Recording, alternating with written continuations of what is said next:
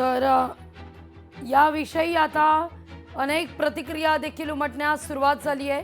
मुंबई सकाळी 8:10 या विमानानं टेक ऑफ घेतलेला होता। त्यानंतर हे विमान दुर्घटनाग्रस्त झालेले आहे।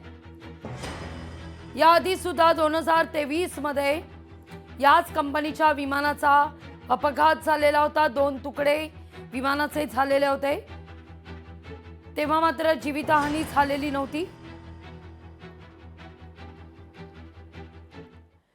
तर अजित पवार यांच्या अपघाती विमानातील ब्लॅक बॉक्स DGCAच्या पथकांनी सुस्थितीत मिळवलाय। अंतिम क्षणी वैमानिकाचं संभाषण, इंजिनचा मापदंड आणि नियंत्रणाचं विश्लेषण हे करण्यासाठी हा डेटा महत्त्वाचा ठरणार आहे।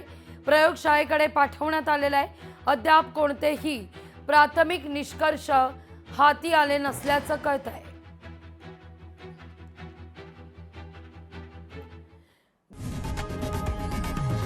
लोकशाही मराठी ऐका, पहा, जागरूक रहा।